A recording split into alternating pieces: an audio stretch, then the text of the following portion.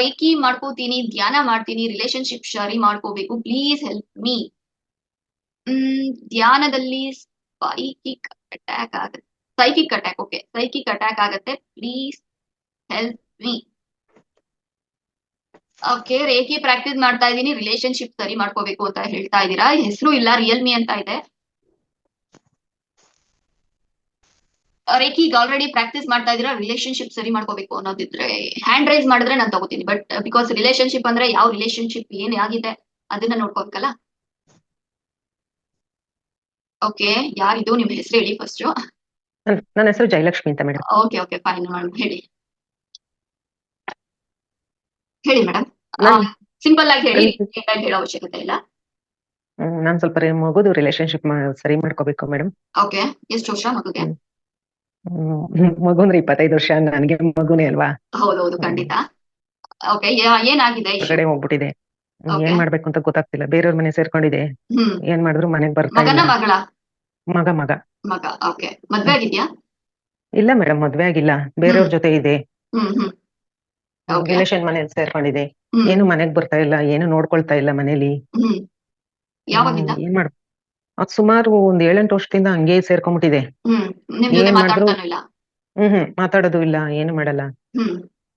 ಮನೆಗೂ ಬರಲ್ಲ? ಮನೆಗೂ ಯಾರಿದ್ದೀರಾ ಬರಲ್ಲ. ಇವಾಗ ನಿಮ್ ಮನೇಲಿ? ನಮ್ಮನೇಲಿ ನನ್ ಮಗ ಇದ್ದಾನೆ, ಇನ್ನೊಬ್ಬ ಚಿಕ್ಕವನು, ನಾನಿದ್ದೀನಿ, ನಾವಿಬ್ರೇ ಇರೋದು. ಓಕೆ ಓಕೆ, ಅವ್ರ ಜೊತೆಲೂ ಮಾತಾಡ್ತಿಲ್ಲ? ನಮ್ಮಿಬ್ರು ಜೊತೆನೂ ಮಾತಾಡಲ್ಲ, ನಮ್ ಮನೆಗೂ ಬರಲ್ಲ, ರಿಲೇಶನ್ ಜೊತೆ ಯಾರ ಜೊತೆನೂ ಮಾತಾಡಲ್ಲ. ಒಂದ್ ಮನೆ ಸೇರ್ಕೊಂಡಿದ್ದಾನೆ, ಅದು ನನ್ ತಮ್ಮನ್ ಮನೆನೆ, ನನ್ ತಮ್ಮನೂ ಬೇರೆ ಇಲ್ಲ ಮನೇಲಿ. ಅವ್ರ ಮನೆ ಸೇರ್ಕೊಂಡಿದ್ದಾನೆ.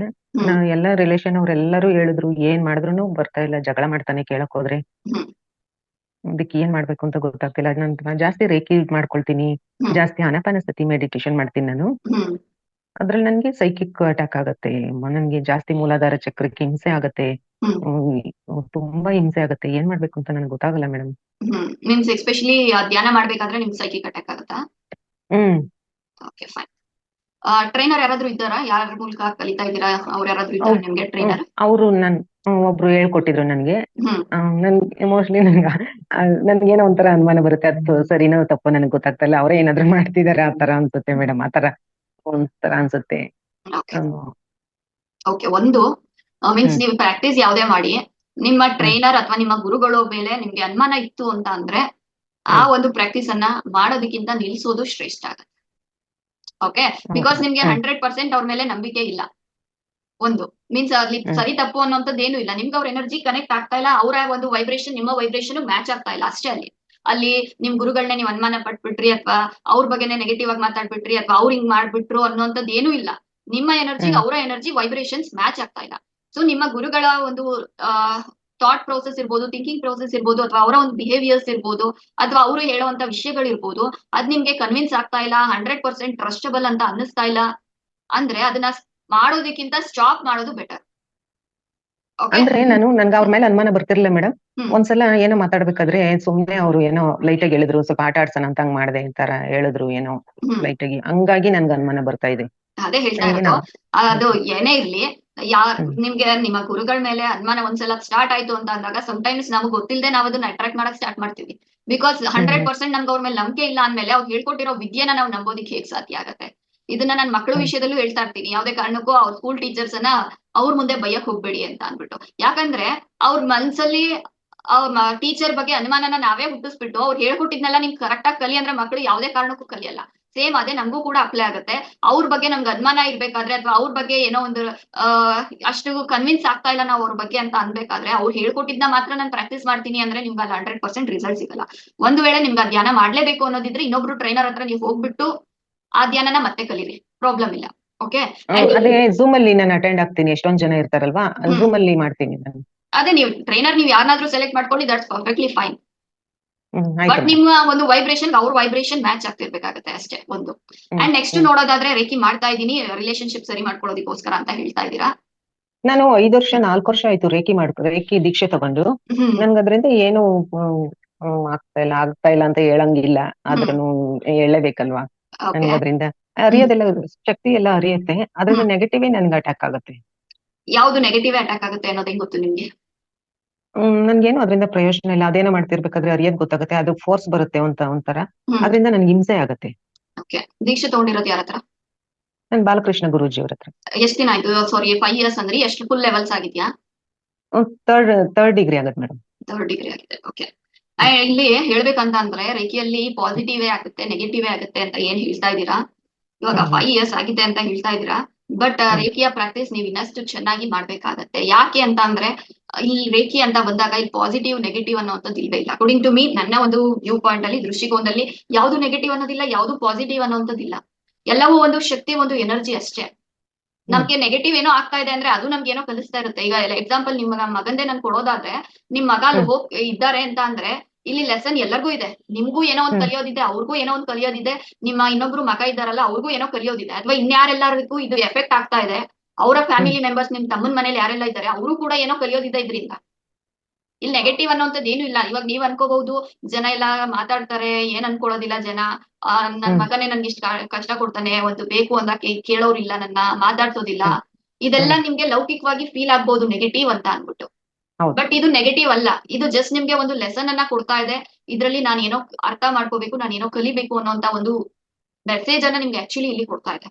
ನಿಮ್ಗೆ ಇನ್ನ ಪರ್ಟಿಕ್ಯುಲರ್ ಆಗಿ ಈ ಮೆಸೇಜ್ ಏನು, ನಾನು ಏನ್ ಕಲಿಬೇಕಾಗಿದೆ ಈ ಘಟನೆಯಿಂದ, ಇದರಿಂದ ಈಚೆ ಬರೋದು ಹೇಗೆ, ಇದರ ಎಂಡ್ ರಿಸಲ್ಟ್ ಏನಾಗುತ್ತೆ, ಇದೆಲ್ಲದಕ್ಕೂ ನಿಮ್ಗೆ ಟ್ಯಾರೋಟ್ ಪರ್ಸನಲ್ ಕನ್ಸಲ್ಟೇಷನ್ ಹೆಲ್ಪ್ ಮಾಡುತ್ತೆ. ಬಟ್ ನಾನ್ ನಿಮ್ಗೆ ಇನ್ ಜನರಲ್ ಆಗಿ ಹೇಳೋದಾದ್ರೆ, ಇವೆಲ್ಲವೂ ನಿಮ್ಗೆ ಪಾಠಗಳು ಅಷ್ಟೇ, ಎಲ್ಲವೂ ಒಂದು ಲೆಸನ್ಸ್ ಅಷ್ಟೇ. ಇದನ್ನ ನೆಗೆಟಿವ್ ಆಗಿ ನೀವು ತಗೊಳ್ಳೋಂತ ಅವಶ್ಯಕತೆನೇ ಇಲ್ಲ. ನಾವೇನ್ ಅನ್ಕೊಳ್ತೀವಿ, ಎಲ್ಲ ಒಂದು ಫಾರ್ಮ್ಯಾಲಿಟಿಯಲ್ಲಿ ನಡೀತಾ ಇದೆ, ಲೌಕಿಕವಾಗಿ ಯಾವ ರೀತಿಯಲ್ಲಿ ನಡಿಬೇಕು ಅದ್ ನಡೀತಾ ಇದ್ರೆ ಅದು ಪಾಸಿಟಿವ್, ಲೌಕಿಕವಾಗಿ ಯಾವ್ದು ನಡೀತಾ ಇಲ್ಲ, ಹಂಗ್ ನಡೀತಾ ಇಲ್ಲ ಅಂತ ಅಂದ್ರೆ ಅದು ನೆಗೆಟಿವ್ ಅಂತ. ಬಟ್ ಇಲ್ಲೇ ನೀವು ಪ್ಲಸ್ ಪಾಯಿಂಟ್ಸ್ ಅನ್ನ ನೋಡಕ್ ಹೋದ್ರೆ ಅಲ್ಲಿ ತುಂಬಾ ಪ್ಲಸ್ ಪಾಯಿಂಟ್ಸ್ ಇರುತ್ತೆ. ನಿಮ್ ಮಗ ನಿಮ್ ಮನೆಯಲ್ಲಿ ಇಲ್ಲ ಅಂತ ಅಂದ್ರೆ ಅದು ನೆಗೆಟಿವ್ ಎಷ್ಟಿದ್ಯೋ ಅಷ್ಟೇ ಪ್ಲಸ್ ಪಾಯಿಂಟ್ಸ್ ನೀವು ಮಾಡ್ಬೋದು. ಲೈಕ್ ಎಕ್ಸಾಂಪಲ್, ನಿಮ್ ಮಗ ಇವಾಗ ಇಂಡಿಪೆಂಡೆಂಟ್ ಆಗಿ ಬದುಕೋದನ್ನ ಕಲಿತಾ ಇದ್ದಾರೆ, ನೀವಿಲ್ದೆ ಇರೋದನ್ನ ಕಲಿತಾ ಇದ್ದಾರೆ, ಅದು ಕೂಡ ಒಂದು ರೀತಿಯಲ್ಲಿ ಆ ಒಂದು ಸೋಲ್ಗೆ ಒಂದು ಜರ್ನಿನೇ. ಓಕೆ, ಆ ರೀತಿಯಲ್ಲಿ ನೀವು ನೋಡ್ತಾ ಹೋದ್ರೆ ಇಲ್ಲಿ ಪ್ಲಸ್ಸು ಇಲ್ಲ ಮೈನಸ್ಸು ಇಲ್ಲ.